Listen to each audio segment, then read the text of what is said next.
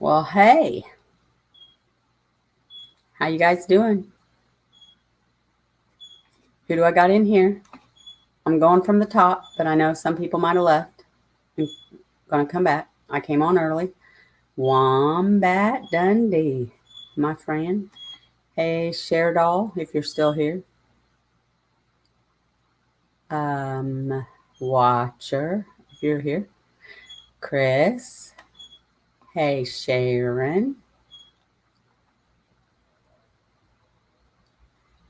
Hey, Taff.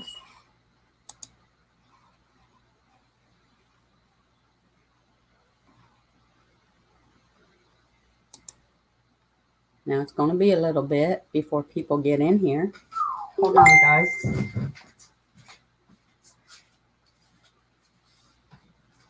My husband made a mess after I cleaned it up on the counter. So I'm cleaning it up right fast. Well, the best I can anyway.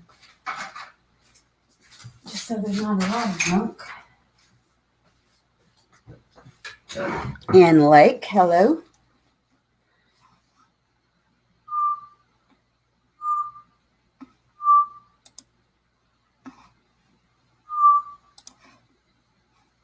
Let me get my camera on. Okay, I haven't missed anybody, have I? My hair's all frizzy and puffy. I hate it. Nico, how are you? And hey, I want to ask you guys a question. Am I blurry? See my counter over there? My husband, he took the dogs for a ride like he does every day, and he shops more than I do, you guys. You know what? I'm gonna have to do something about. He's got a shopping problem. Every day he goes out, he brings something home. Well, thank you, Sharon, but I just can't stand it. See how? Nope, it's the wrong side. I hate how this is mirrored. Anyway, so hello, Marissa. So I want to. Well, I'm still waiting on people. Schwifty says she'll be here. So I definitely got to wait for her. Well, hi, Avalon Apples. How are you?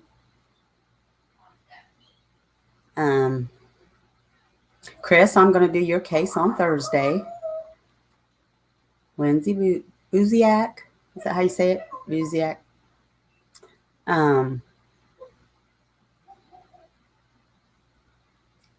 I want to say something before I start the case. And then I'm going to say a little something after the case discussion. So how is everybody? You staying warm? It's cold here. We're expecting another 3 to 5 and 30-mile wind. So, but you know, it's Indiana, so.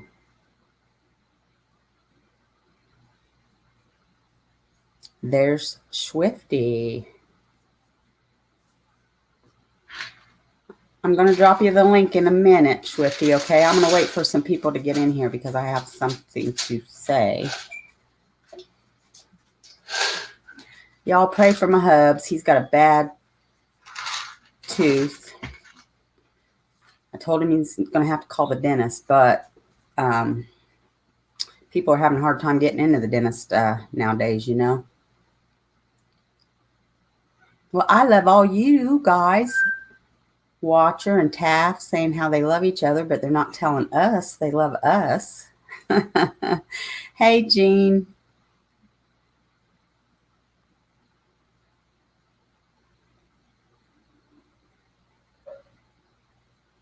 Who we missing?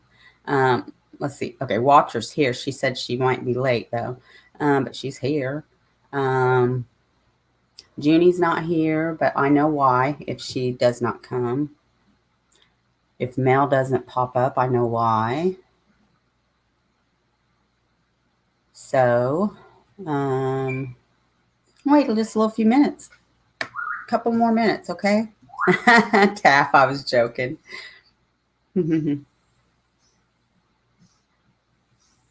But I love you, Taff.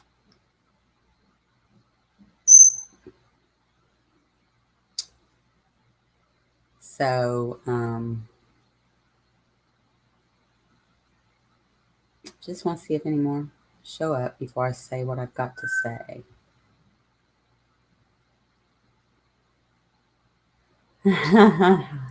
You're funny, watcher.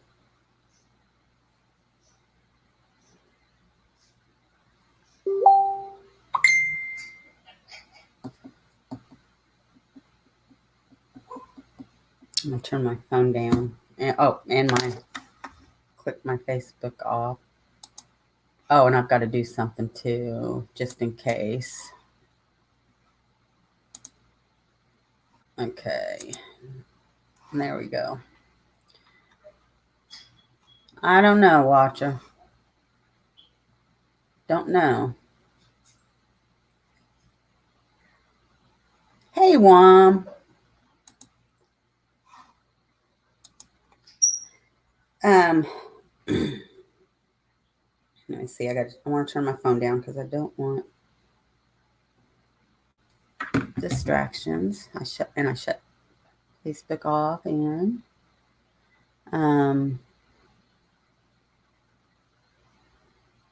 oh, I know one thing I want to do is I've been meaning to do this. I want to give Barry a shout out.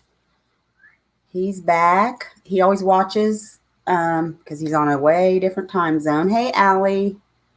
How are ya? Love and hugs to you, honey.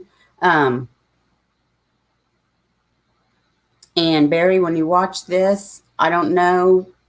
I just saw, though, that you sent me a case. So I hope you didn't think I was ignoring you. Him and I's been having trouble with email. I haven't been getting his emails like right on time. But so, okay.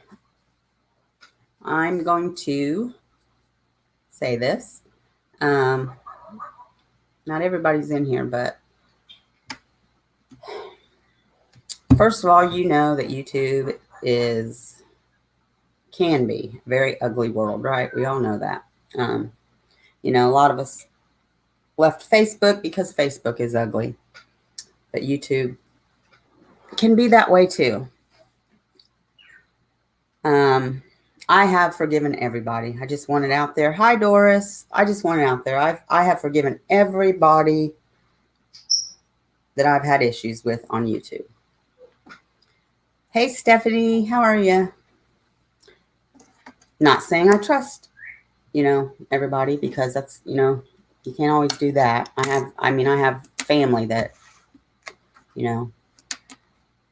to this day I can't have a relationship with just because it's toxic. However,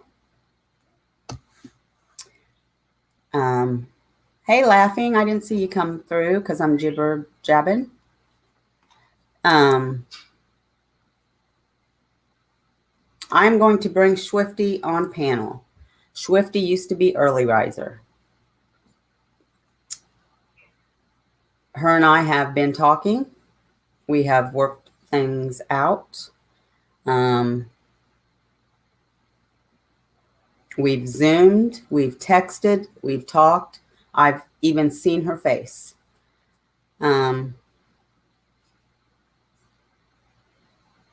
So I'm just going to ask that she be respected in the chat. And by the way, I am the one who told her to change her name until I made this announcement. So she did change her name, but I asked her to do that.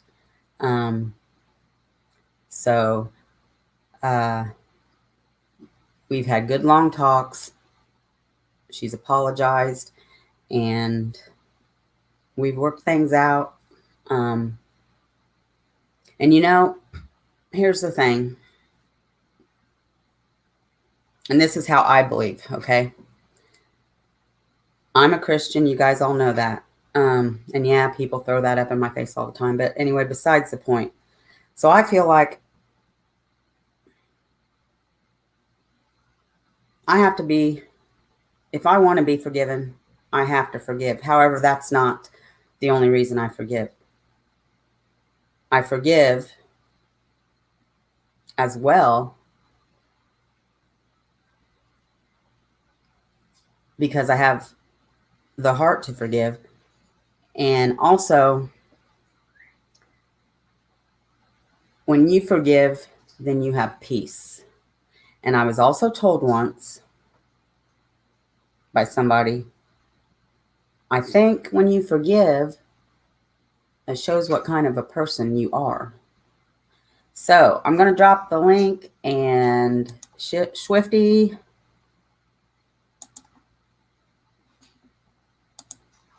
come on, come on, darling. So she's the one that had mentioned this case to me, I think in an email or something. And then I had stumbled upon it, and I'm like, you know what? I think this is a good one. But I'm going to tell you guys now. Hey, Dana. Hey, Bree.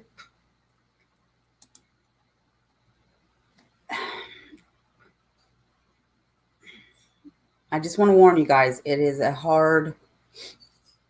very sad. It's a hard case. My head is so full right now. If any of you guys looked at the links, I watched half of the 12 of Shattered yesterday. And then I watched all of them today. I watched Dannelle's yesterday. I watched Mike from that chapters yesterday, and then again today.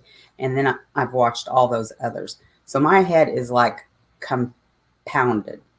Yes, Cher. Yes. So, yeah. I don't know where she is. She was here. Schwifty, come up on panel, darling. I hope I didn't scare her off. I mean, I think she knew I was going to say that.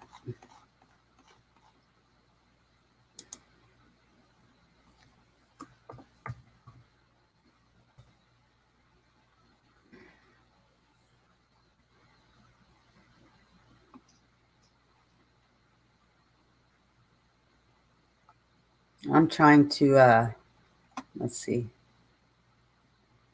Oh, there she is.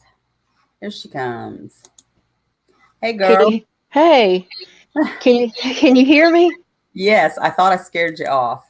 No, not at all.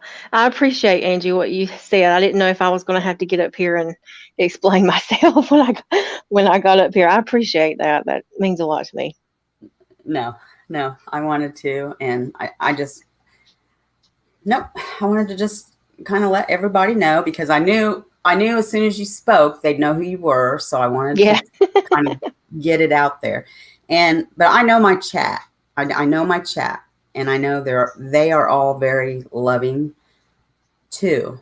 So, I knew you didn't have anything to worry about, but I wanted to,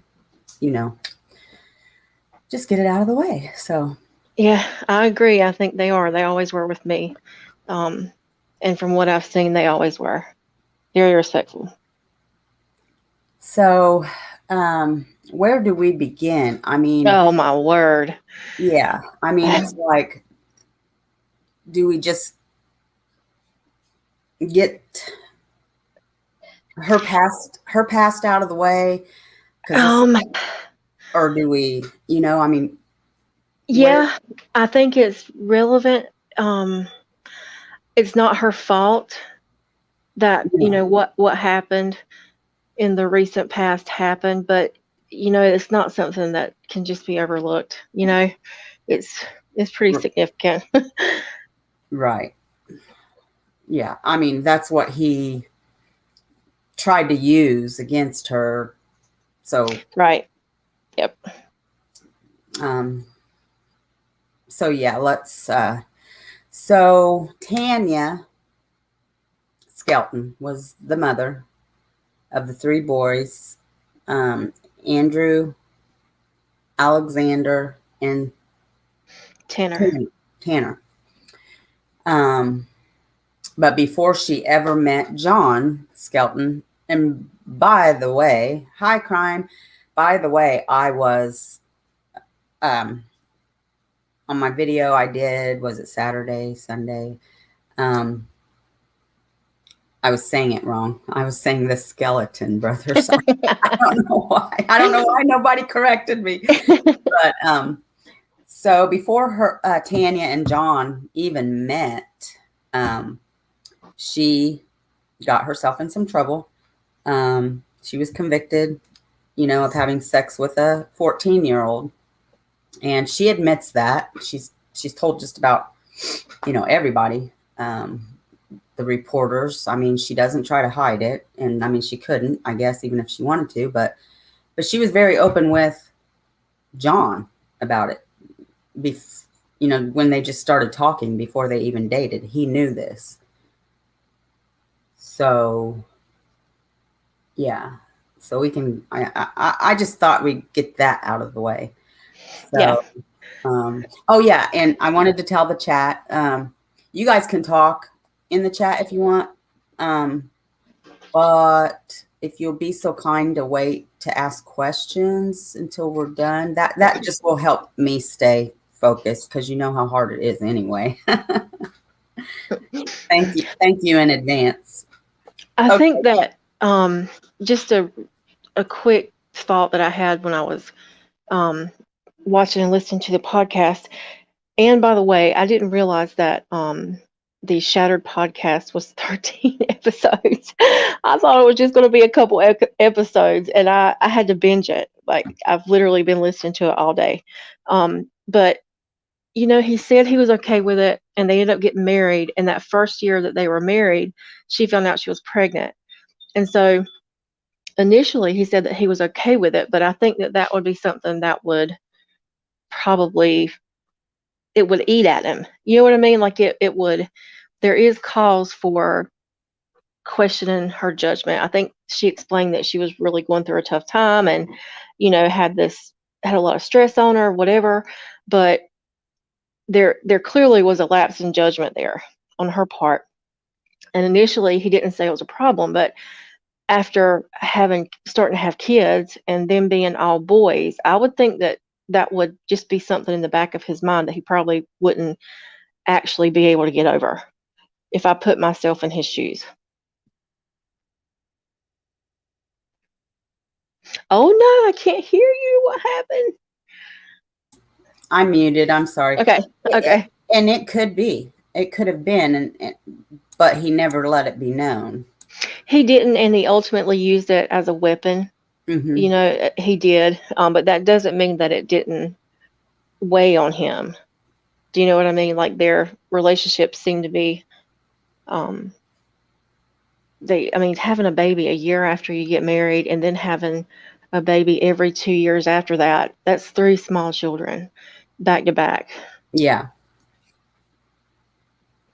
Yeah. And that can weigh on a marriage. I mean, Oh yeah. I've seen it.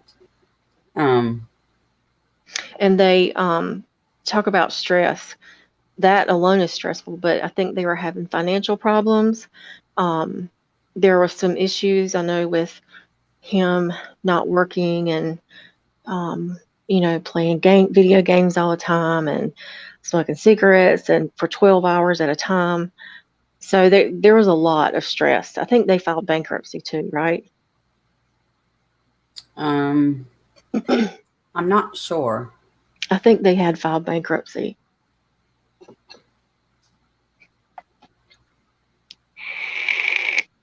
I'm not sure.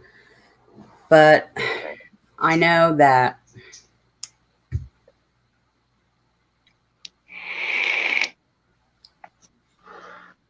he just up and, he says the boys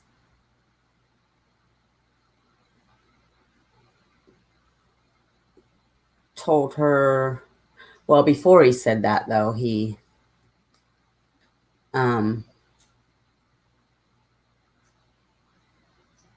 wanted to go. He told her he wanted to go on the vacation. Right. And she's like, no. See, I'm getting myself confused. I didn't mean to throw you off, Angie. I'm sorry. He wanted to move to Florida. After he went to a class reunion. Yes. That's a little bit significant. I mean, I don't know too many people who hadn't kind of looked back and longed, for the passions of youth, so to speak. So it being his 20-year reunion and him going to Florida, and he was able to connect with old friends, and that's a little erratic and impulsive to me, that he would go to Florida just for a class reunion and then come back and be ready to move to Florida. And I also don't want to skip, before we get into the mess, I don't want to skip the dysfunction of the home he grew up in, and in, excuse me, not the home he grew up in necessarily, but the relationship dynamic with his parents and family, and then the dysfunction of the marriage that she had come out of. It really, my takeaway. Okay, good. See, I'm sorry, but see, I just want to thank you. Sorry, guys, moving around. I just want to thank you, though, for coming on here, because, see, you're getting ready to say something that I didn't find. And even in all of what I feel like my head is just so. I know, it's a lot.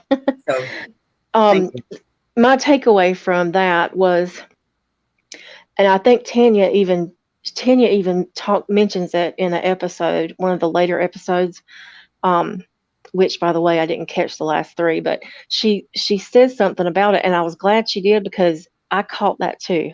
It was the interview with the father, where he said something like, and this was before he cut ties with his son again, he said something to the fact, or something that was like, well, we'll see who gets the last laugh.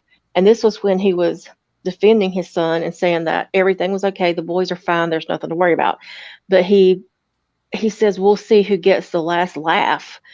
Like, nothing's funny. Like, there's no winner in this situation. Like, it's all, everybody loses. So it just, that when he said that, it was just like, wait. His dad's, yeah, and this is just my take on it, but he seems like the kind of dad that no matter what his son done, it would never be good enough.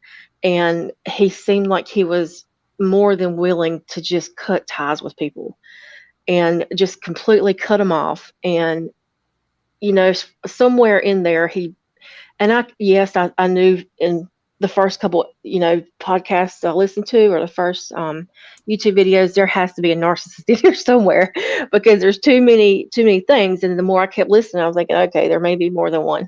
And I mean, probably diagnosed narcissist, or narcissistic personality disorder. So his dad, this is crazy. And it's not just his dad, it's his mom too. They live in Florida, and they have family. In addition to Tanya and John, they have family in Michigan. And they came to Michigan one time and visited family that didn't, if I'm not mistaken, they didn't live that far from Tanya and John. They didn't go visit them. Like, they didn't even tell them that they were going to Michigan. And Tanya and John didn't find out until after they had got back to Florida. Like, right. What? Mm-hmm. Yeah, I mean, and the mom, they had a falling out with the mom. And I think it was both Tanya and John. And the mom took all the pictures of Andrew, the oldest. I think he must have been the only one born at the time. She took every picture that she had of him and cut it up into tiny pieces and put it in an envelope and mailed it to him.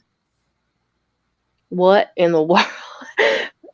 that's your grandkid. Like, to me, that's another person in this whole scenario who is putting their own emotions and their own convictions and their own pride above the needs of the children.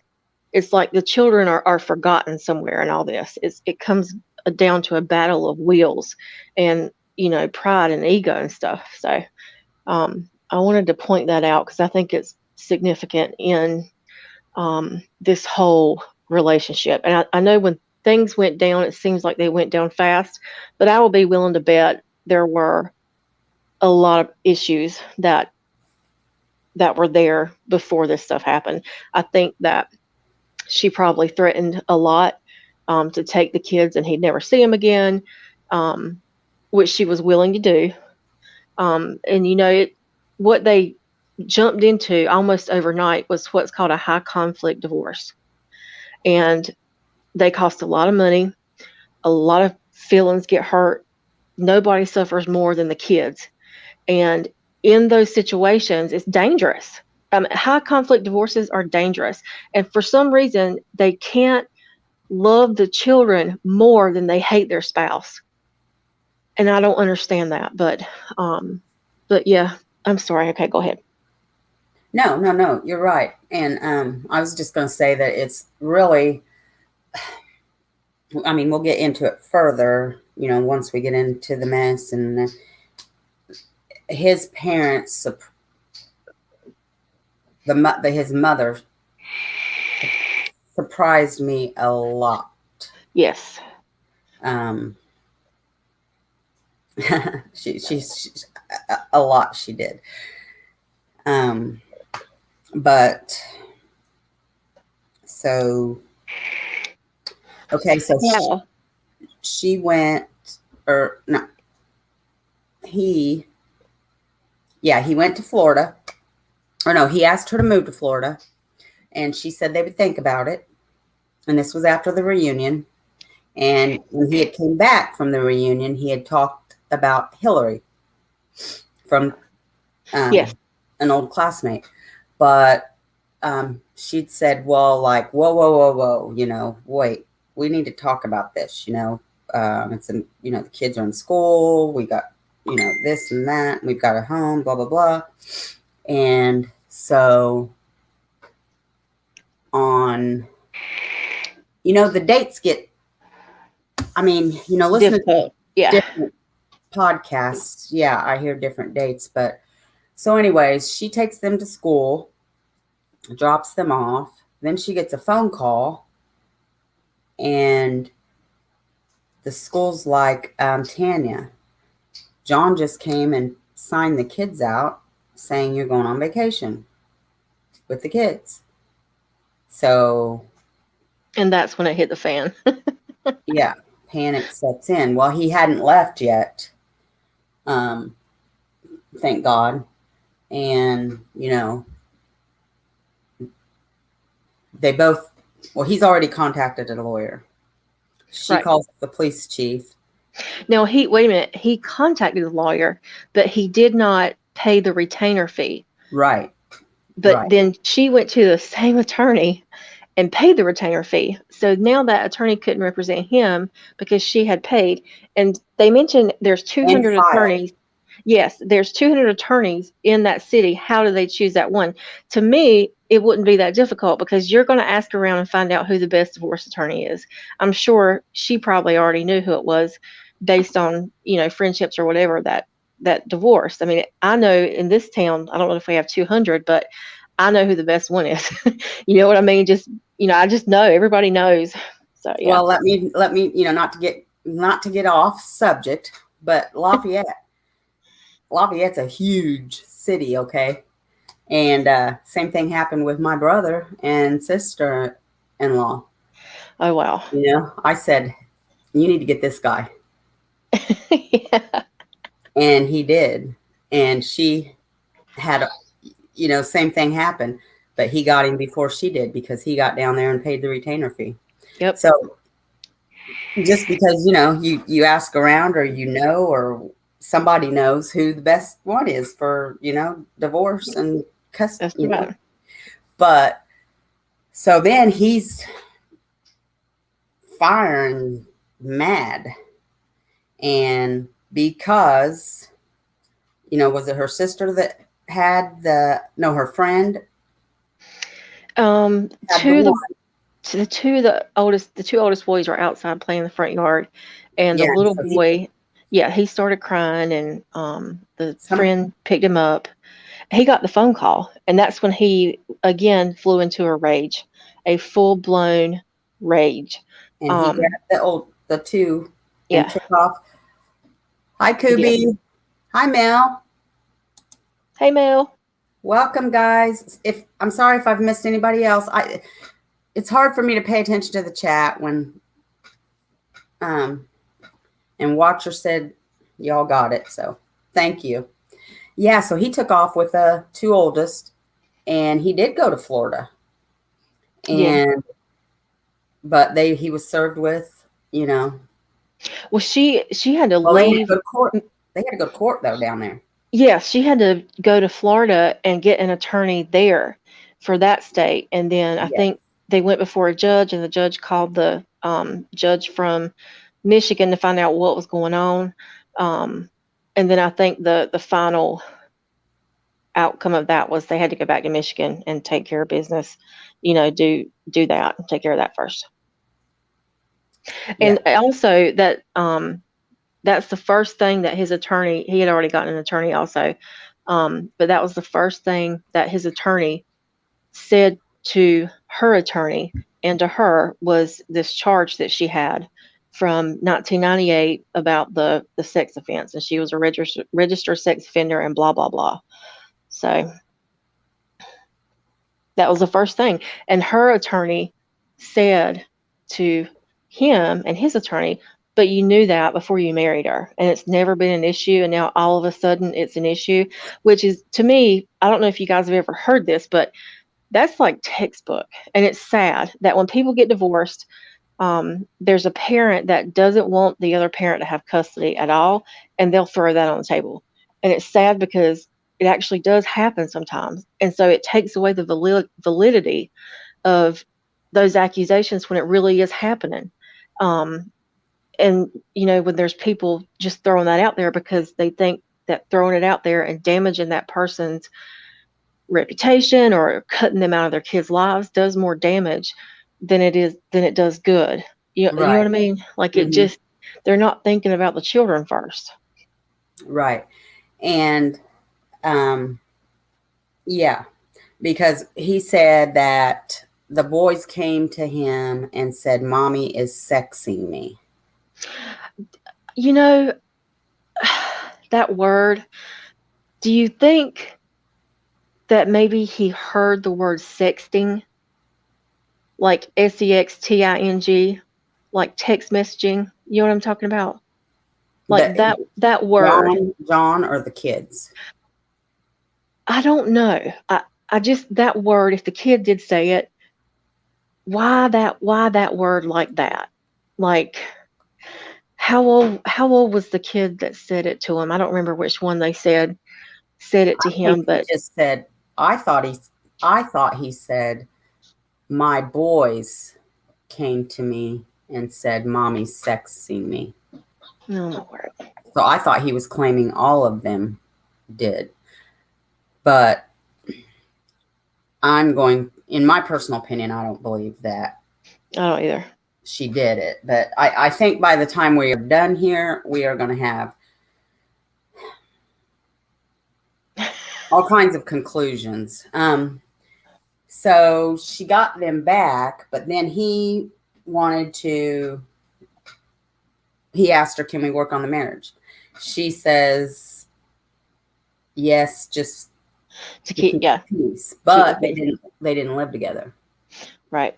And she did agree to counseling. And just to, I think, to keep him from doing something irrational like he had just previously done.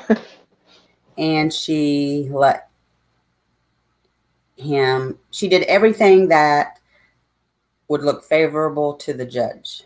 Right. And she let him see the kids, which I'm telling you, I'm just going to say it right now, guys. It would be hard for me to do that if I wouldn't have done it. this man had just ran off with my kids. Come on now. I would have been okay with supervised visits, Yeah, but that's it. There's no way I could turn him over. There's no way. but she did. And they didn't live very far, though, because she moved. She lived in a house that her daughter had owned. And she could see his driveway. She said that was the only bad thing. But really, it was a good thing, kind of. So on, okay. The week before this all happened, he tells his kids about his mom's past. Yep.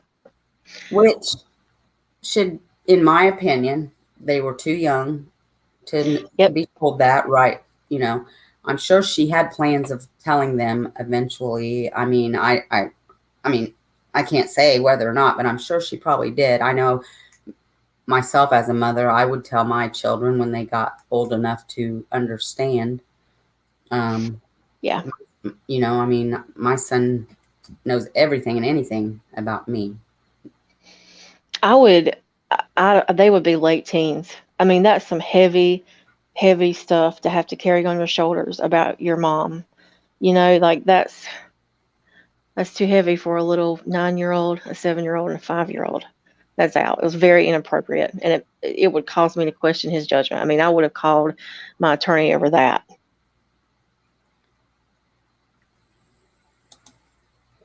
And so then, whoops. Sorry, I said put the wrong thing up there, but that's okay. So then they come home, question mom. And she's upset about it. Well, she has a right to be. And so they get in a little, you know, talk. They have probably not a good talk about that. So on Thanksgiving, you want to, I've been talking a lot, so you want to. Well, no, you're fine. Back to that conversation that she would have had with them. I mean, I would have been devastated if it was me. I would have grabbed them by their little faces and said, honey, that's something you don't ever have to worry about. Don't ever worry about it. We'll take care of that later. You know, that and I know she flew into a rage, and I know I can't say how I would react, but me thinking what I would do if it was me and with my babies, you know, they were babies. So Thanksgiving, this is post trip to Florida, post lawyers clashing in Florida, post coming back to Michigan and trying to have an amicable relationship. And one of the interviews I saw that they were interviewing Tanya, she said, I think it was on that podcast, the interviewer said, you know, even though you guys couldn't have that connection, at some point did you guys have compassion for each other? And she immediately said, no. No, not at all. You know, heck no. The marriage was over as far as I was concerned. And that just that struck me a little bit. And I know this is an interview that was 7 years after them being gone. I know, I get that. But I think about, you know, my husband, and I couldn't just put aside his feelings for them, and more importantly, their need to have him in their lives. So I feel like I would have compassion. I mean, I don't know. It was just her reaction to that. Well, I was like, whoa. And I think, and it's not her fault. She is a victim in this situation. But I think that he could feel her willingness to sabotage his relationship with them. And that had already happened to him once in his first marriage, and with the daughter. He didn't get custody, and she moved to another state. So he just basically, that was it. It was their relationship was null and void. So yeah, right. her response just surprised me. Like I would have thought that she would say, well, yeah, I know, you know, he wants to be with the kids, he wants us together, but our marriage isn't working, but you know, we can work on the relationship. And they still had to parent together. right? At the end of the day, the goal would have been to parent well together and not use the kids as weapons and not use each other's past as weapons. I mean, um, yeah. Yeah. Okay, so Thanksgiving. Um, Co-parenting is so important, and a lot of parents don't understand how important that is for the children. It's always about the children, and yep. a lot of parents don't get that until the kids are already messed up, Yeah. But yes, Well, and the whole time I was listening to like his mom and his dad, and even with Tanya, um, and I just say this as an observation, and who of us isn't messed up in some way? We all are. But what I heard the most was this is years and generations of untreated mental illness. Like this, it needs to be addressed. If these people would have been like going to therapy for years, like I feel like some of this stuff could have been avoided, but I guess none of that matters. Um, so yeah, co-parenting should be number one. Um, Anything else is kind of selfish to me. mm-hmm. At the end of the day, I think Now, she even acknowledged that he did love the kids. Eventually, she did acknowledge that in one of the podcasts, and I didn't hear her say it. I heard the interviewer say it, that she acknowledged that to him, that she knew John did love the kids. yes, she did. She said she knew that he loved the kids. I can't remember what she said after that, though. Darn it! I should have wrote it down because I knew I was going to bring that up. Well, while we're at it, Mel has a question. I came in late, not familiar with this case. Did she stay because she didn't want the kids to be left alone with dad? Well, um, she they didn't live together, Mel, after she got the kids back. She said she would work things out just to keep the peace, and the divorce was still ongoing. So she lived in a separate house, I not think it far was like from, 2 blocks down. yeah, 2 blocks away. Um, and she was just trying to keep things, peaceful and Kosher. yeah, kosher and everything until, hoping she'd get custody and everything. Um, and so now we are at Thanksgiving, and I think he have them over Thanksgiving, and she was supposed to get them back. Was it Thanksgiving Day? Because the Friday is when she officially called, like at 3:01. They were supposed to be there by 3, and at 3:01 she called police. she was supposed to get them back at 3 on Thanksgiving. She actually had called and asked to get them sooner. Yes. And he said, well, they're not here. And what? But they're with a friend. Initially, he said that they Oh, weren't we're they not there. yeah, he said that they weren't home, and she said, "But I can see your van in the driveway." Like, Yeah. "Yes, you are. Stop lying."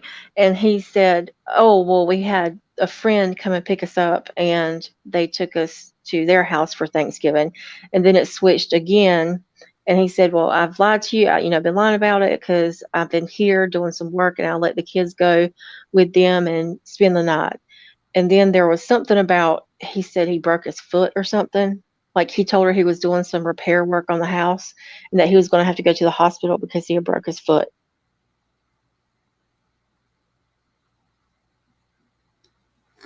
Okay. I, Now, Lake says he was scheduled to get the kids the 24th through the 26th. But did you hear that in something I linked, Lake? Everything I watched, it said he was supposed to have them back by 3.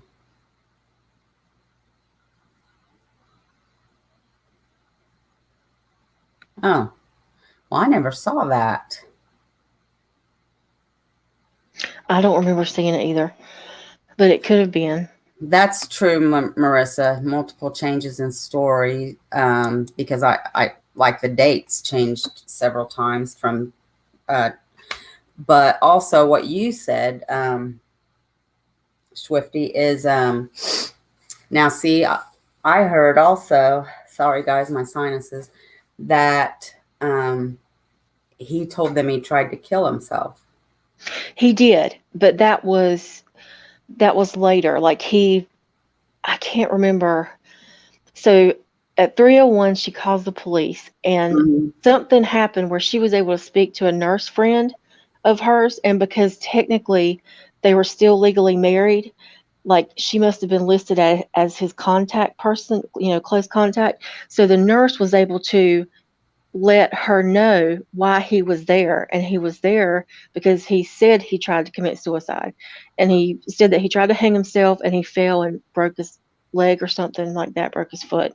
um and I'm not sure how they went from that. Yeah, yeah. Maybe, But then he really didn't break his foot because he had a soft cast on, and so they said it was more like a fracture. yeah. And Um, they, at some point, they go to his house. I know initially her and the sister went, and her lawyer told her, "You can't go in over there." And the sister was like, "Well, I can."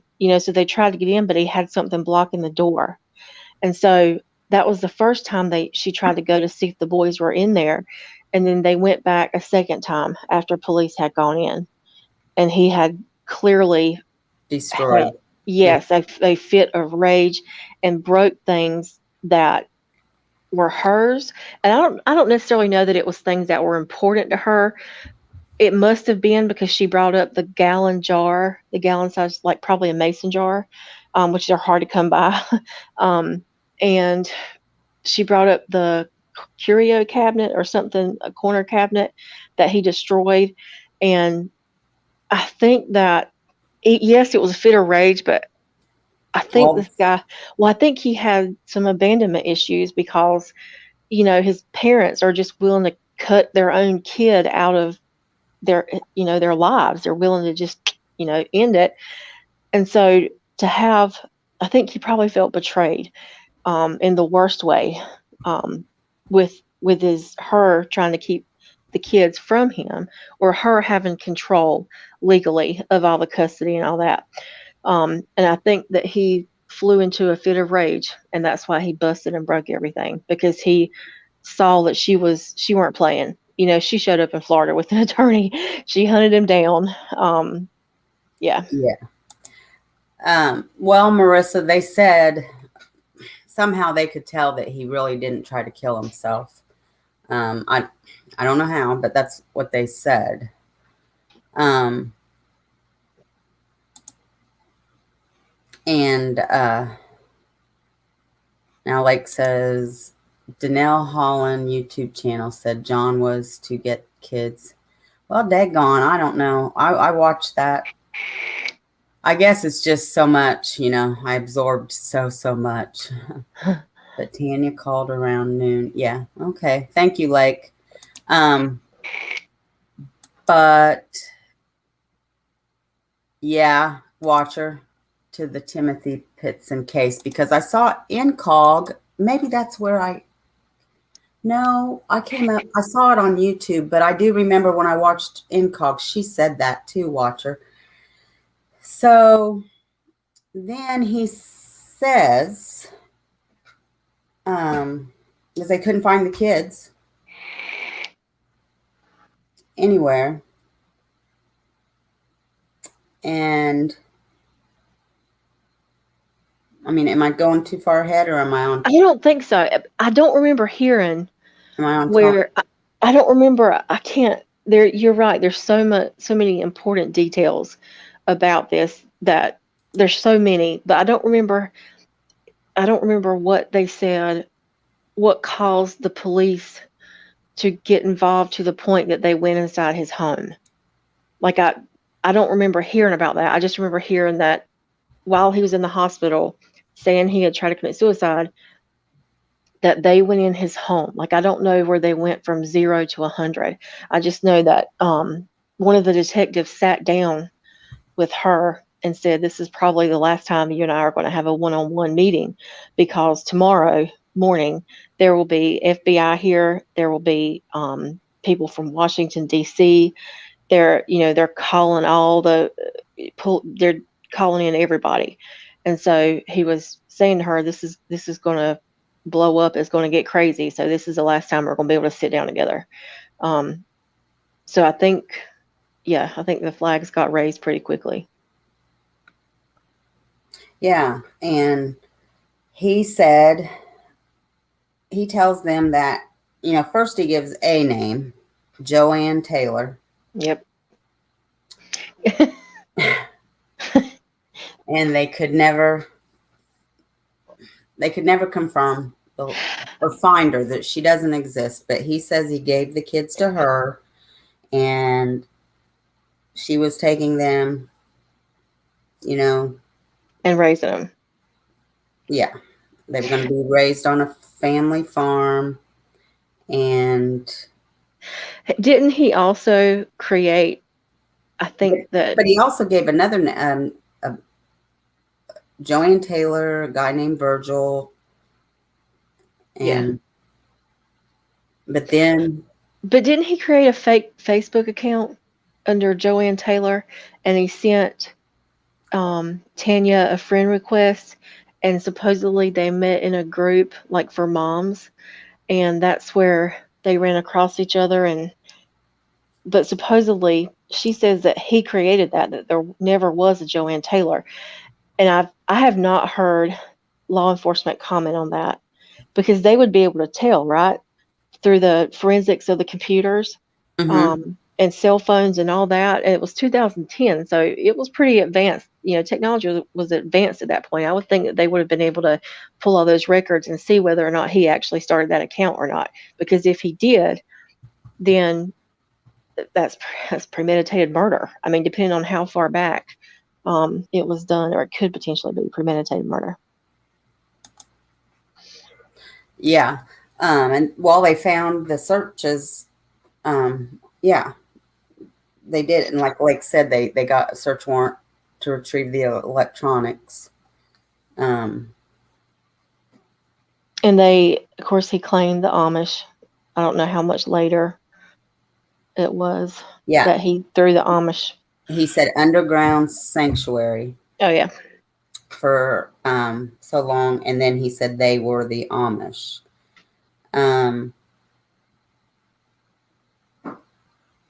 in the Shattered podcast that I linked, they interviewed some Amish people. And, the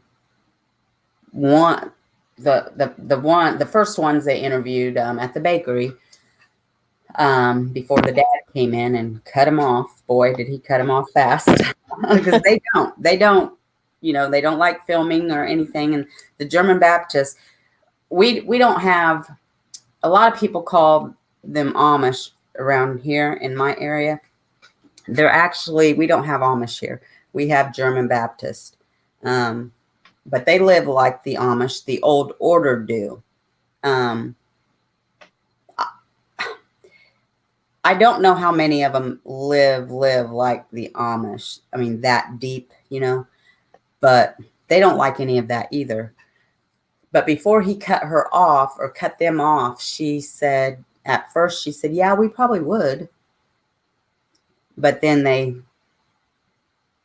explained more. And then she said, oh, well, we would, but we'd call the police.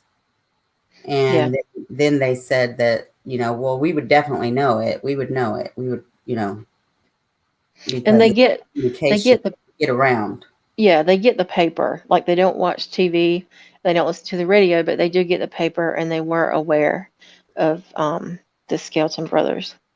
Yes, and it's called the Budget newspaper. And I Googled it, and there's actually on Facebook, because it just kept coming up, the budget newspaper on Facebook. So I clicked on that, and it wasn't too much really on there. But then they actually have where you can subscribe to the budget newspaper. Say so. But they talked to not quite a few, I think 3 different.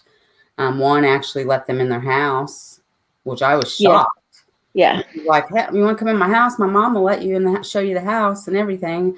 I was really shocked. But they basically said the same thing, that they would tell. But still to this day, that's what he's saying now is, and then he said it was Mose Gingrich who played in that reality show. Oh, wow. I didn't see that part. I didn't get there yet.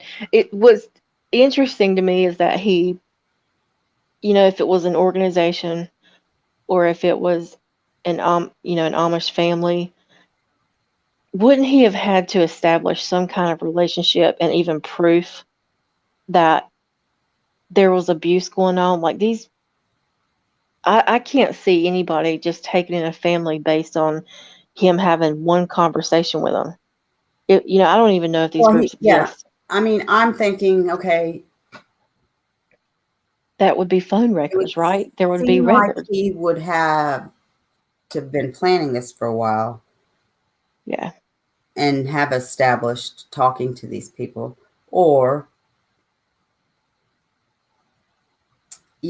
otherwise it happened pretty quickly, and I don't think it would be that type of organization.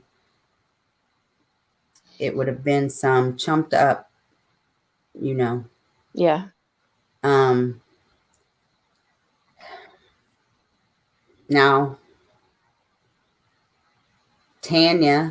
Now, Ellie thinks they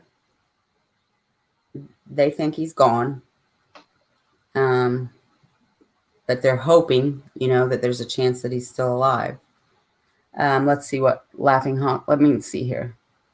Okay, Lake says, number 1, kids were with friend Joanne, lie. Number 2, he gave kids to group called United Foster Outreach Underground Society, lie. Number 3, he gave kids to the Amish, and lie. Number 4, he gave kids to people at a truck stop. Thank you, Lake. I had that wrote down too.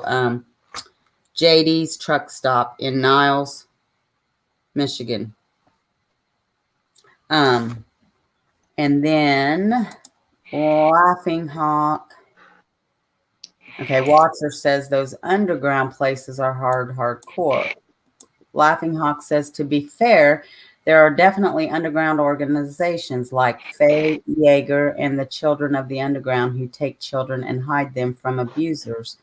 She says there are hundreds of them doing it. That is true.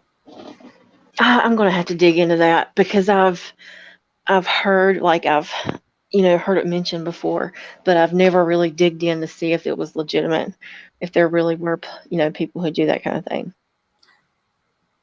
I mean, there are, but there's also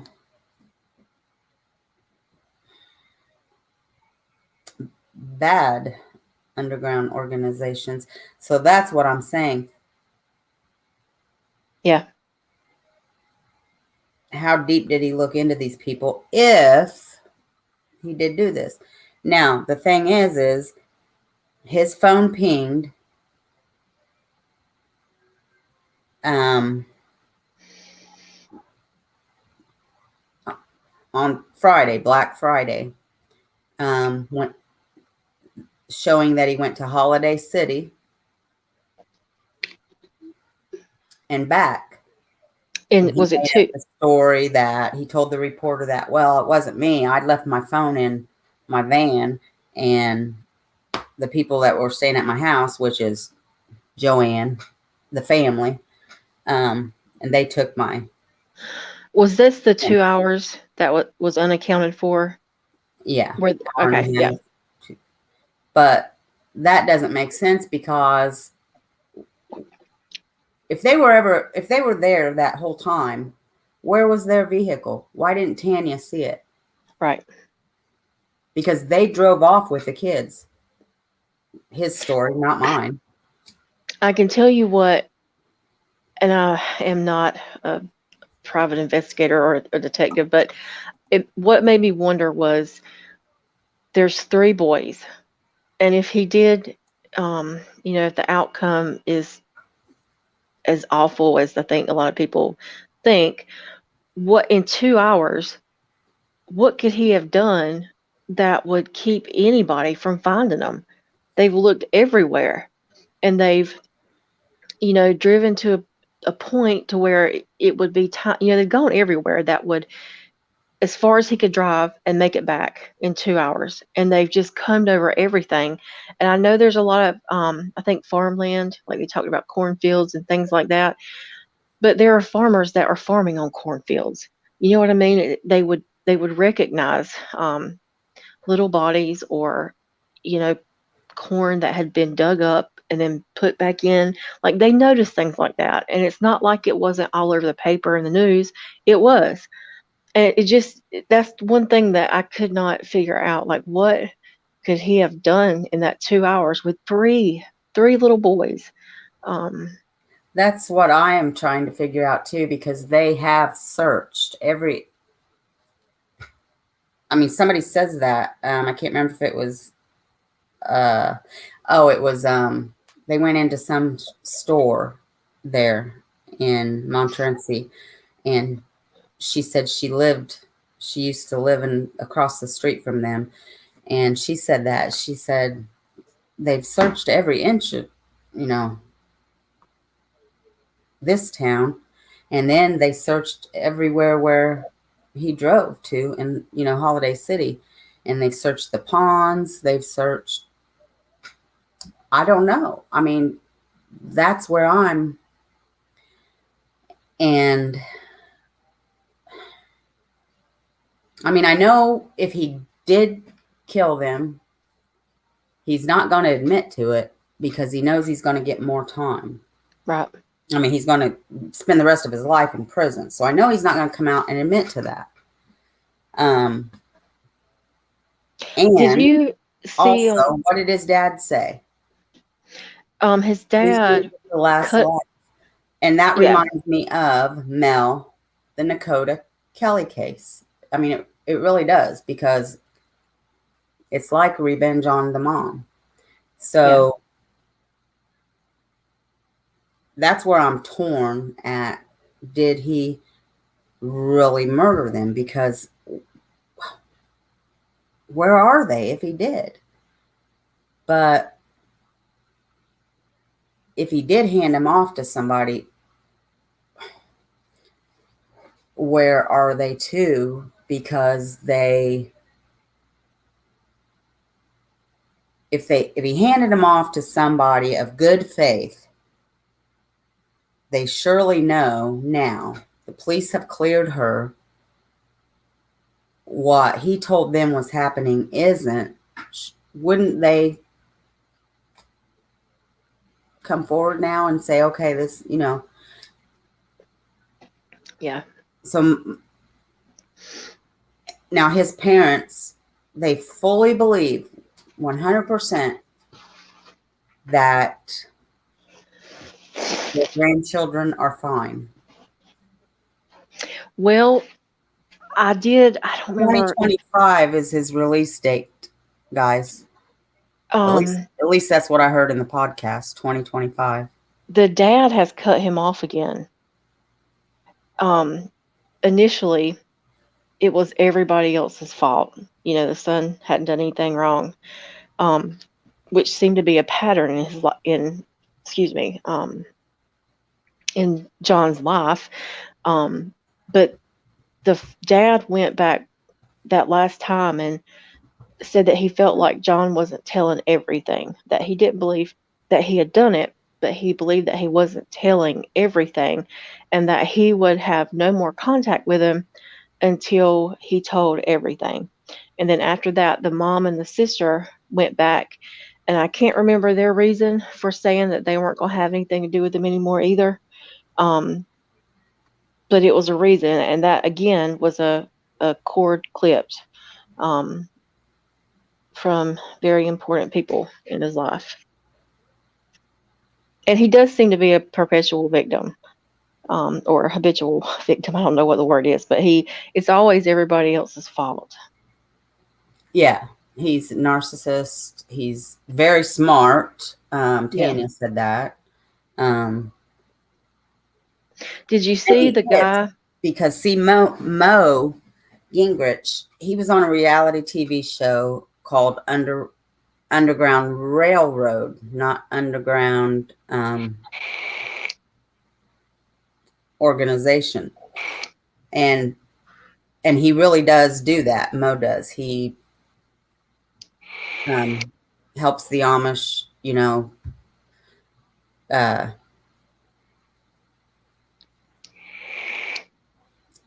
he saves the kids from, I guess when they want to leave the Amish or whatever. But the thing is this happened in 2010. I thought it was 2010. But anyway, he didn't have this reality show didn't start until 2012. And he Interesting. didn't give Mo's name until after that. Who did you see the one about? I don't know. I had to skip through because I wanted to find where they interviewed his ex-wife, and I didn't end up finding it. But there was somebody that came in that had, and it may have been this guy, the Mo guy that you're talking about. Somebody came in and talked to him, and he was trying to, like, he set the hook. You know what I mean? He mentioned this guy named somebody Yoder, and in who this guy was somebody this man had done a show on. And he was killed or something. It was a very tragic story, but heartwarming at the same time. And as soon as he said that name, John kind of got hung up on that. Like, yeah, that name sounds familiar. It could have been him. And so that let that man know that he was lying, because that man didn't do that kind of thing. He didn't take kids in. I think the man was actually dead. But he said John got really hung up on that and wanted to know, how's he doing, where's he at, and all this kind of stuff. And he said that was his answer, that he got what he needed from him.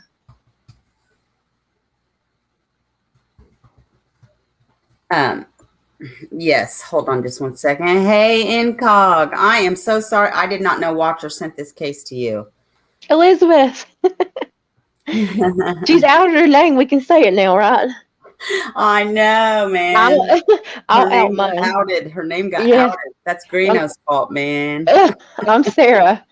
My name is Sarah. I'll out myself too. Yes, Incog. It is. We worked it all out. Everything's good. But Incog is beautiful too. I mean, yep. If you want to know how beautiful she is, you got to join the podcast, man.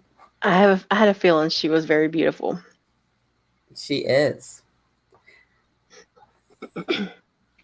So, yeah, I look right up there and I see Mel say guilty. And I was just getting ready to say, I feel guilty because Watcher had said earlier, I sent this case to Incog, and I'm like, oh, dang, I feel bad now. I didn't know that. You're going to have to let me know things like that, Watcher. But so let's get to the grandparents, though, because I'm really bothered by that. We do know there's always two sides to the story. Right. And, of course, I mean, I've been through this, my son and his ex-wife and my brother and his ex-wife, and custody's nasty always.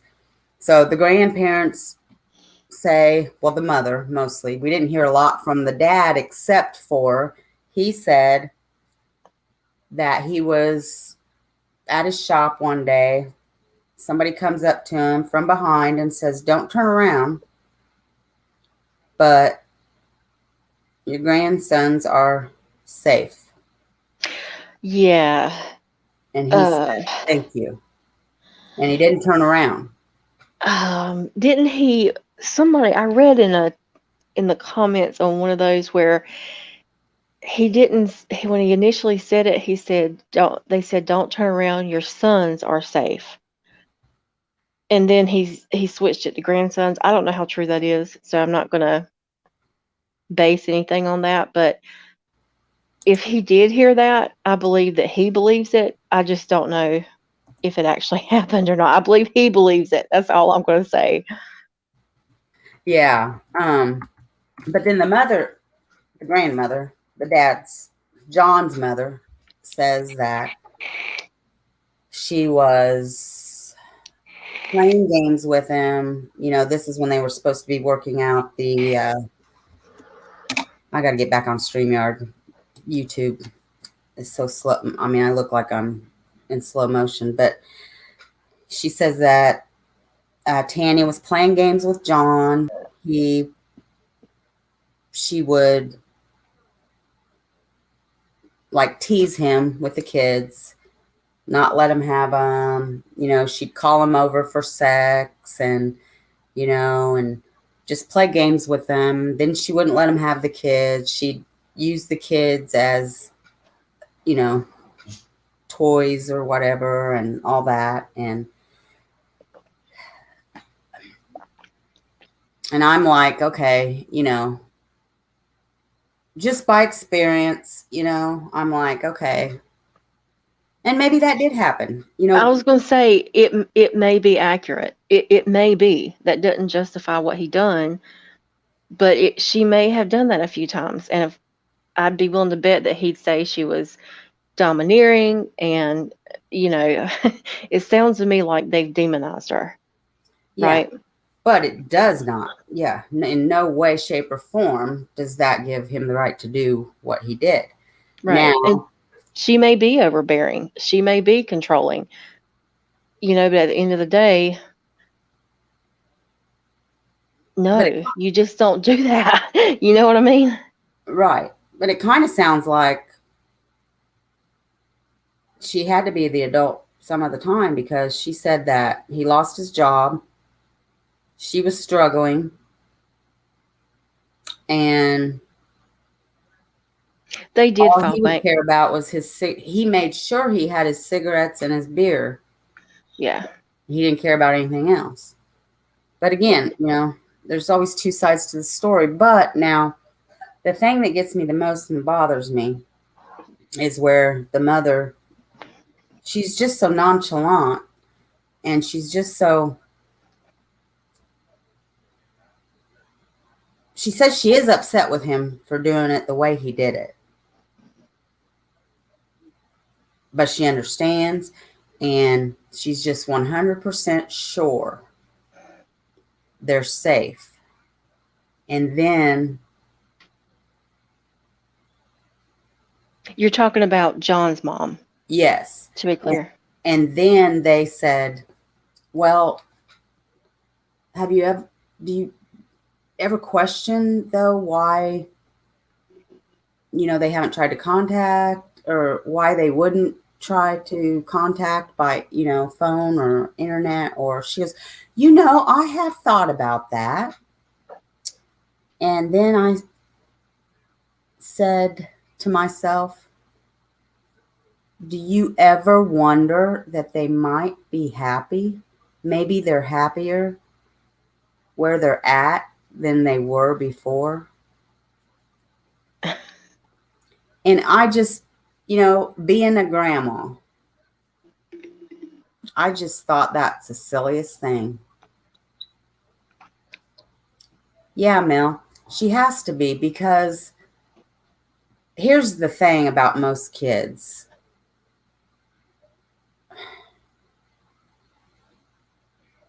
They always love their mom and their dad. And I just can't believe for a moment that, if it's true, okay, if in any way, shape, or form he wrapped them up in a blanket, gave them a stuffed animal, am I correct? And handed them over and said, "You're going to be happy. You're going to live on a farm." And I can't believe. No way. I don't know. There's just too much. There's too They make him much. out to be a victim too. I know. She's I like, think he would never hurt his sons. Now, as a mother, I know. I mean, I can sit here right now 100% and say I know my son would never hurt my grandkids either. But if if something like something, this happened, yeah, he wouldn't even, no, I would have doubt. I would have a real doubt, and I would like, rip him a new one. yes. Yeah. Otherwise, if they really are somewhere else, they know. His family knows.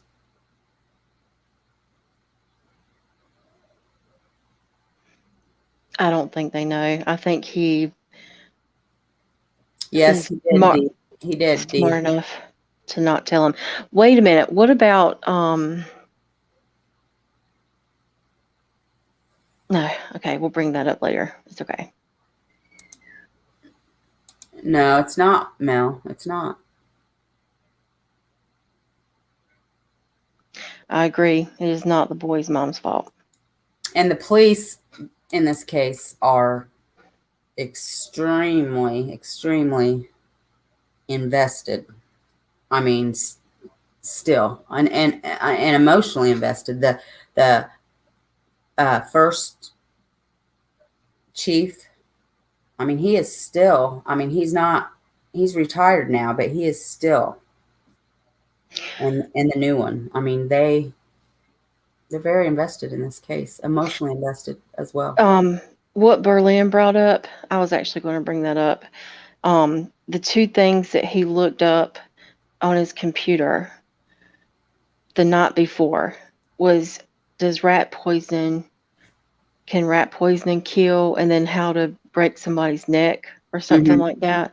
And Mm-hmm. those are both two things that can be done without blood, blood evidence left. And if he, that's the thing, if he was that smart, um, why would he have looked that up the day before he decided to do that? Or was he acting on impulse?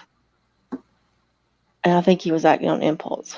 Because with a narcissist, they think they're the smartest person in the room, right? It's not necessarily that they are the smartest person in the room, it's that they think they're the smartest person in the room. So that was, why do that? He never gave an explanation for that, for why he looked up those two things. Well, he said they were watching martial arts, Oh, yeah, I forgot that. Totally forgot that. but really, Yeah. who gets on the computer? I mean, I don't know. I'm not going to say nobody does it, but as I was listening to that, I thought, now come on. I know, you Google stuff all the time, but why would you do that to explain to your kids that, I mean, I don't know. So I mean, I think I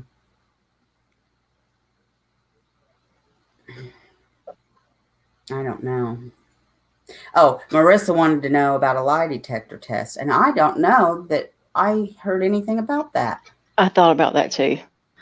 Um, Obviously, it wouldn't hold up in court, but at the end of the day, I think the police were more concerned with finding them than they were with whether or not it would hold up in court. And Mel, I don't know if they ran from forensics on the pillowcases. I would think so. If the FBI was involved, I think they would have surely ran as much as they could. Mine will automatically make me guilty.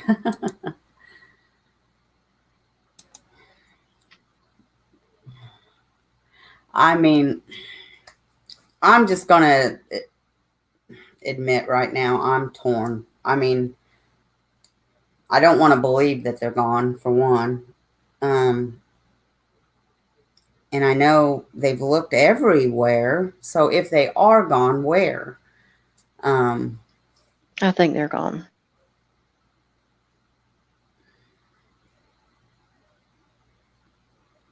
But I think if they were given to somebody, they were given to bad people. So, I mean, either way, they're gone. I did call Lake today.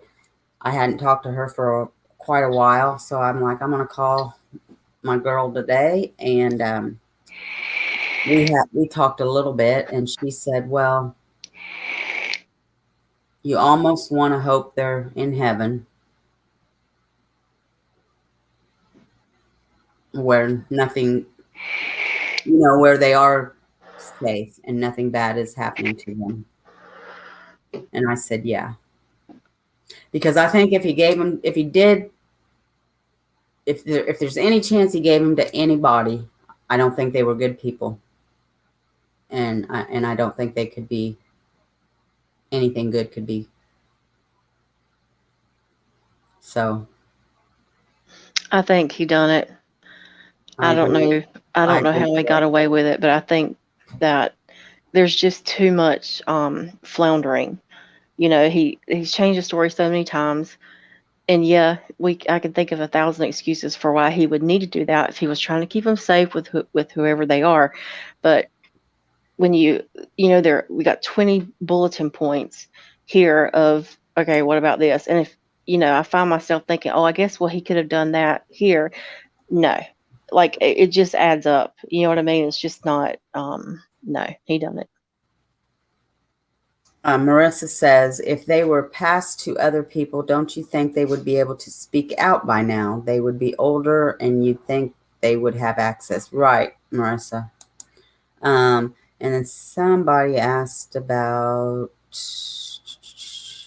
D says, Marissa, right? How much more evidence do they need? Completely suspicious that he looked that up on his computer the night before. Right, but they just don't have evidence of murder. I mean, Ellie believes that, but they don't. Welcome back, Cher. I just don't think they have enough evidence to convict him of murder. In the beginning, they charged him with unlawful imprisonment and kidnapping, but then he took a plea deal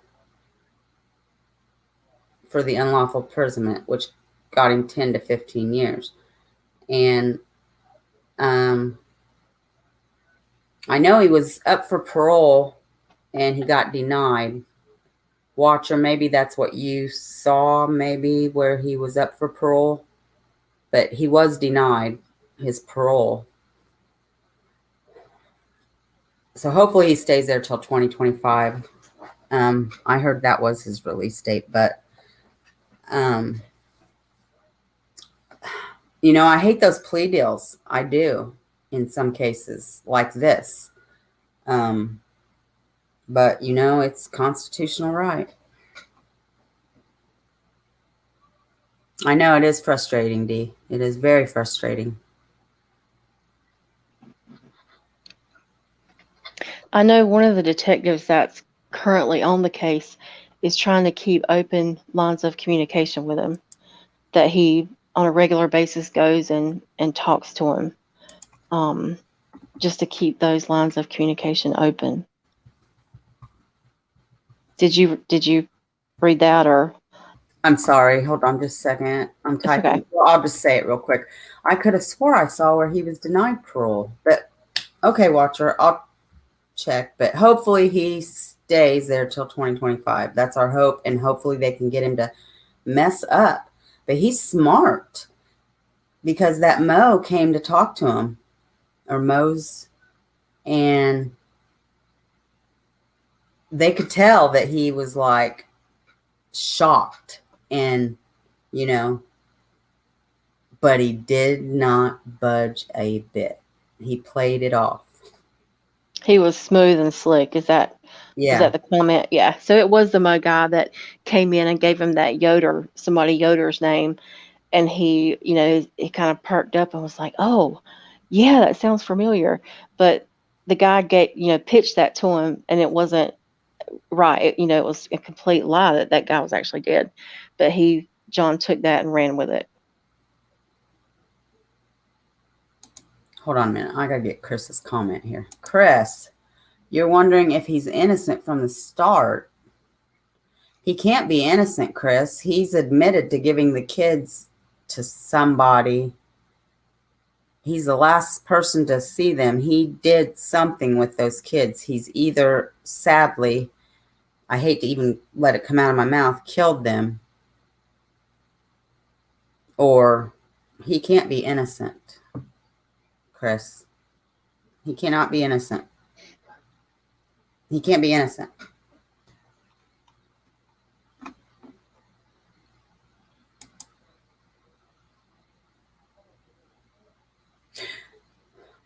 I don't know, laughing. I was shocked when I went to research on this that John Lorden hadn't covered it.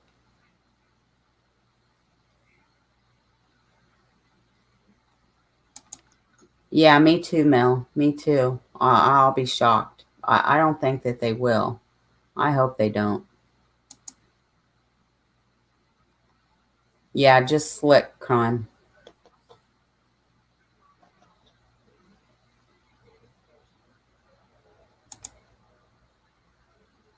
Go ahead. I'm sorry. I interrupted you, didn't I, Schwifty? No, not at all. Or Sarah? No, Sarah. yeah, I've gone in here reading the comments. You didn't interrupt me at all. He admitted and changed the story multiple times, which leads me to believe they are gone. Oh, wait. Wom's leaving. Okay, Wom. Thank you for coming. Have a good night, buddy. I hope it wasn't too. And it is a sad case. I forgot to put trigger warning on my thing too. Wom is such a sweetheart. Oh yeah, there's a book called 76 Minutes, Time He Had When Phone Off, about the searches too. Oh yeah. Yeah, he turned his phone off in Holiday City. Right, like in Holiday City, he turned the phone off. Yes, they said either the battery had died or he turned it off or disabled the location device or something. Got an address. Mel wants to know. An address of oh Mel, I'm sorry, I don't.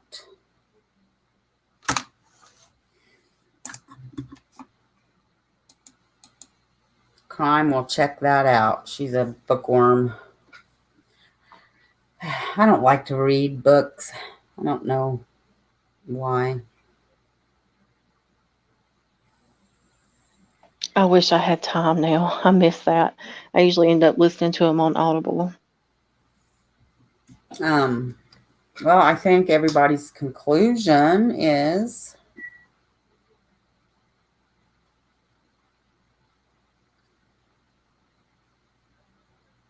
where his house was and where his phone last pinged. Crime.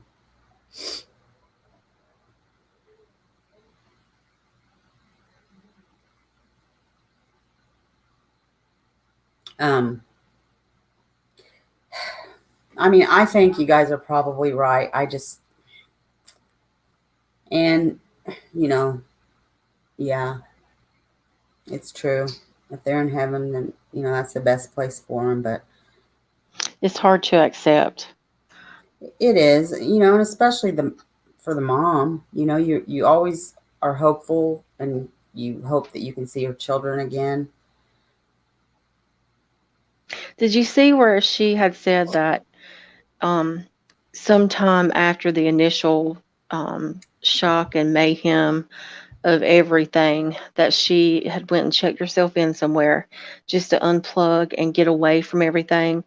And when she got out, she was a different person, that, she had to be strong.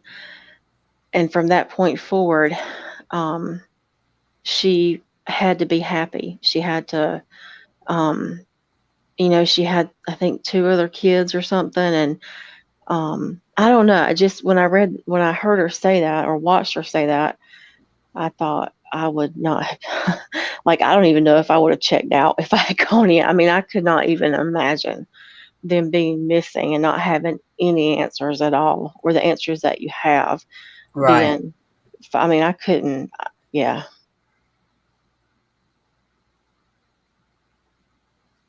Right.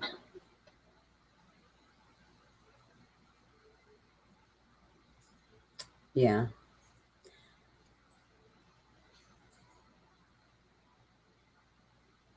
Oh yeah, crime. John Douglas. Yeah, for sure. Yeah. So,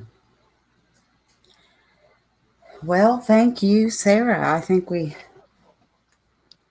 you did a good job. I mean, I hope Thank you. I did a good job. I You never think I did. do a good job, so You know, you did. You done fantastic. You're always good at facilitating my head was good just chat. so I just absorbed so much, but I thought those podcasts were good from the Shattered because it was the reporters from the news station that went and did, went around and did that. Yeah. Thank you, Marissa Watcher. Um, I, I gotta think how I want to say this now at the end. Um,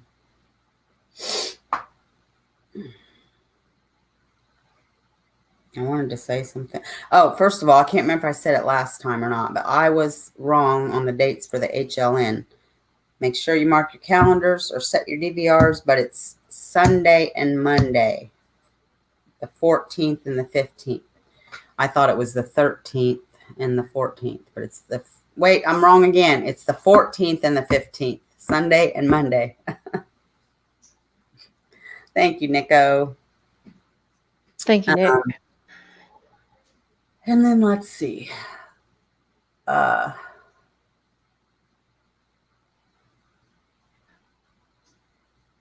Thank you, Washer. um, oh, I know what I wanted to say. I just want to say Bridge Guy has not been arrested. He's never been arrested. There's been nobody arrested. And like the first sketch, the guy that was in the first sketch. Thanks, Kubi. Never been arrested. And Anna never said that, but I know that's going around on YouTube. I just want to clear that up. It's never.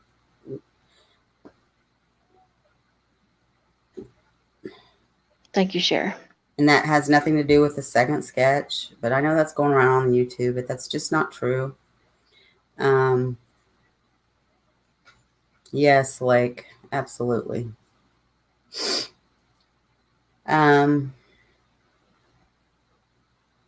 It's not true. I also just want to say that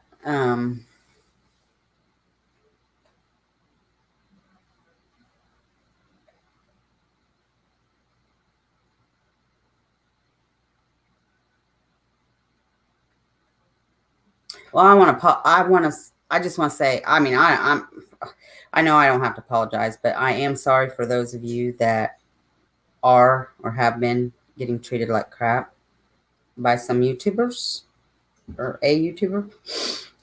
But then I also want to say, when you go to a channel or a certain YouTuber, form your own opinion and then go from there. Hey, Amber. How are you, lady? Form your own opinion. Okay. Um,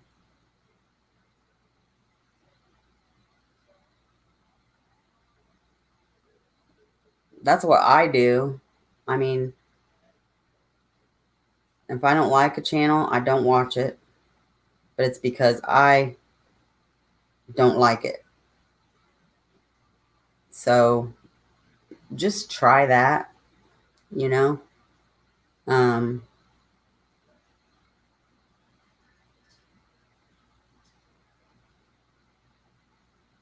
because I know there's people, and I'm not talking about anybody in my chat right now. I want to say that right now.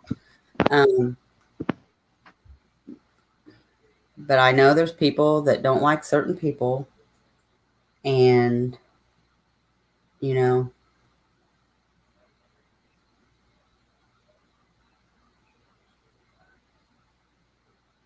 so they might hate on this person or that person. And no, I'm not talking about Greeno, by the way.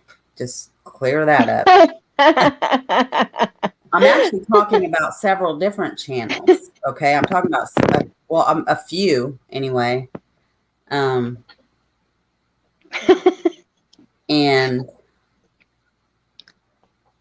because I've gotten some emails.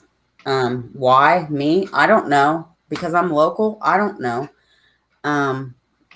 Sometimes I wish I wasn't. Sometimes I really do.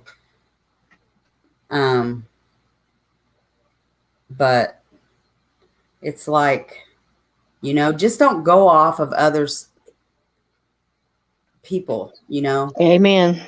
like, you know, if my Nico, I'm just using you as an example, Nico. Um, if he says, man, so and so, well, I don't like him or her, and I can't stand this about them, and this and that, and blah, blah, blah, blah, blah. So, why don't you just go check the channel out yourself? Watch them. Try not to be biased because of what people have told you. Just go and watch and form your own opinion. Don't go on everybody else's opinion. Amen. Right, Kubi. Thank you, Chris. You know. And then if you don't like the channel, good. Then just don't watch it. I mean, that's what I do. I love how you had to give Hey, that disclaimer about Greeno. well, I had to. I had to because everybody would think I was talking about him. But you know what else, guys? There's a whole freaking drama community made for drama. Let's keep that over there. I mean, they live for that. They thrive on that. Let's keep that separate from true crime. Can't true crime just be true crime? I mean, isn't that what we're about? So, anyways, good night, Doris. Thank you for coming. Good night. Crime Leaf. Good night, Crime. Lake Michigan, that's correct. Where you got at Cold Truth. That's what I was talking about. I think I just rounded up to 2 hours, but that's what I don't understand, that hour and a half. How did he, if he did do it, and I think he did, how did he do it with 3 bodies in an hour and a half to the point where they still haven't been found? I think Incognito helped, or Elizabeth helped me out a lot one time through emails. She talked about how she really wants to keep the focus on the victims. And from personal experience, I know it is easy to get caught up in something else. And if in true crime, it should be about the victims, and it should be about bringing awareness or finding some people. You know what I mean? Like, I think keeping our eye on the cause. helps with that. Not that I need to be giving advice to anybody. I don't. Well, but I mean, I thought about that too, Watcher.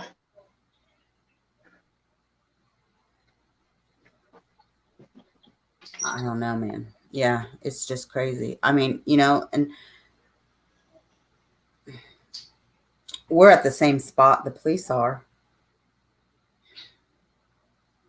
You know, they're trying to figure that out too.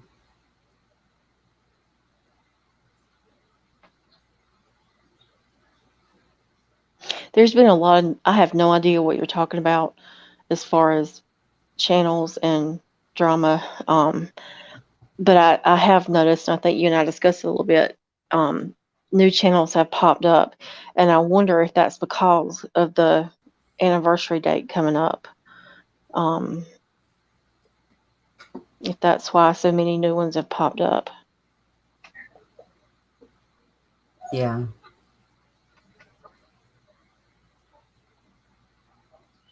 Yep. And I've heard there was not going to be a presser. And then John helped me out, not John Douglas. Oh, are you talking about Delphi now? Yes. Oh, I'm sorry. That's okay. Because we're kind Sorry. I'm sorry. We got crossed a little bit. I'm sorry. Yeah, there's not going to be a presser this year.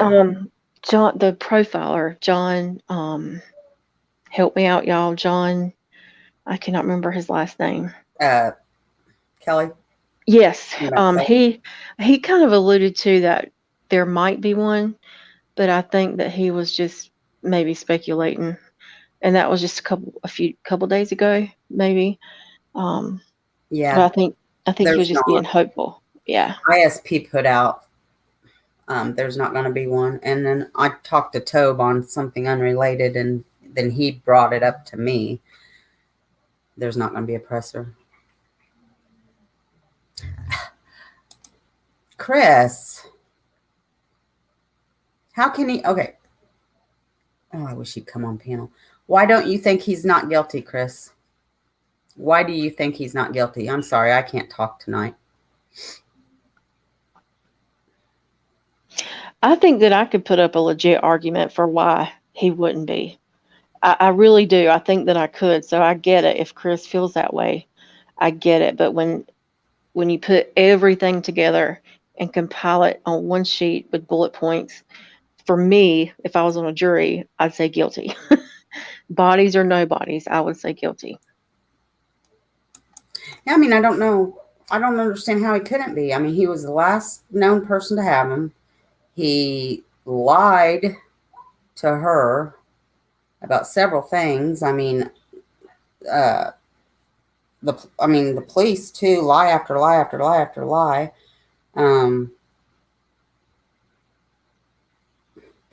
He's still lying today. Explain to us, Chris. Tell us your reason.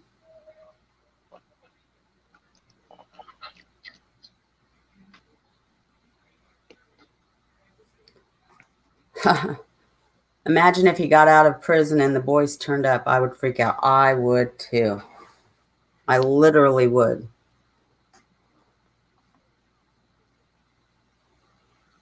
Someone framed him. Okay. How? But then why would he be saying everything he's saying? Why would he say...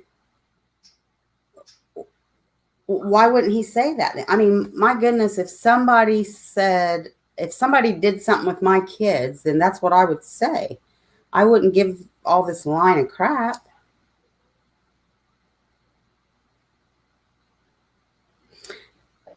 Nick says, I'm done with true crime, then laughing. How did someone frame him, Chris? Amber, maybe he's playing devil's advocate. He might be. Chris is good at that. Chris is my sweetheart. I don't see it. I mean, why would he not be saying that then? Or at least trying to?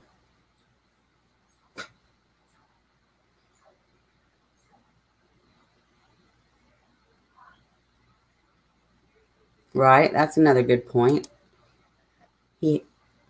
Why would he have the Google searches and said the kids asked him to look it up? Could he be that dumb? I mean, if let's just say he had already had a hole dug to put the bodies in, why would you look something like that up? Like, he had to know what he was up against with Tanya. She had already shown him what she was willing to do to keep the kids in her life. She already shown him. She showed up at Florida with an attorney. So why would he be dumb enough to Google something like that? Yeah. Yeah.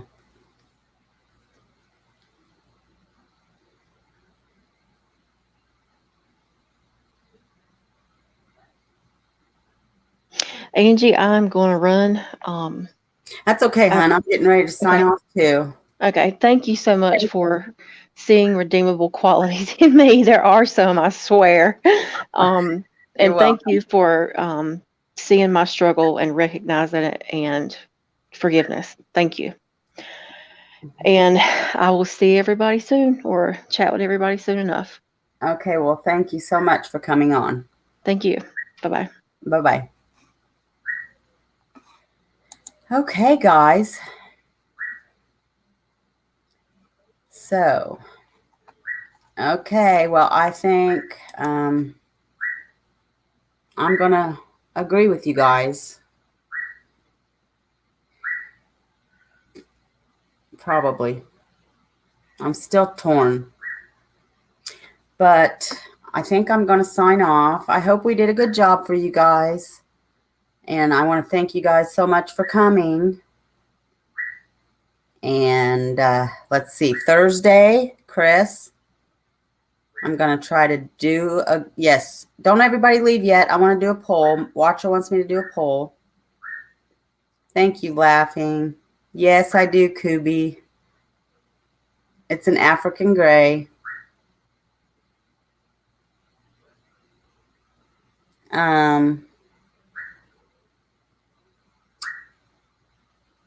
So, okay. What kind of poll, Watcher? What? I feel silly. What do you want me to ask? Thank you, Allie. Thank you all. Yep, its name's Lexi.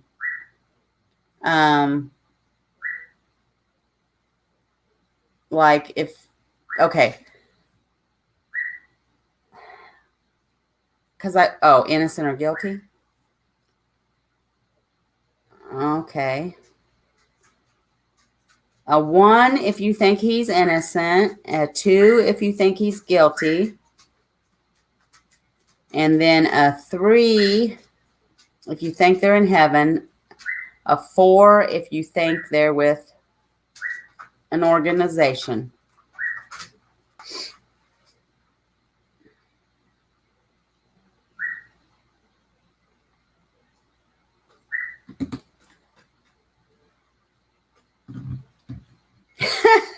Laughing. That's why her name's that. You know that, right? Did you hear my bird laugh?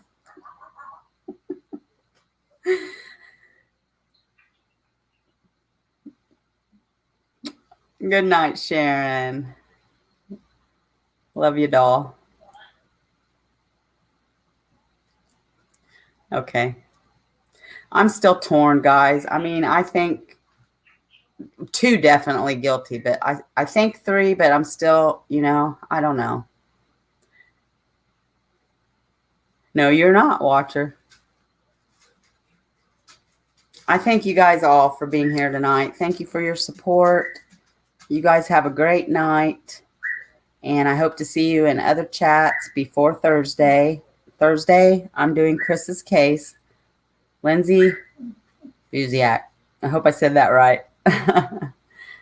I love you all so much. God bless.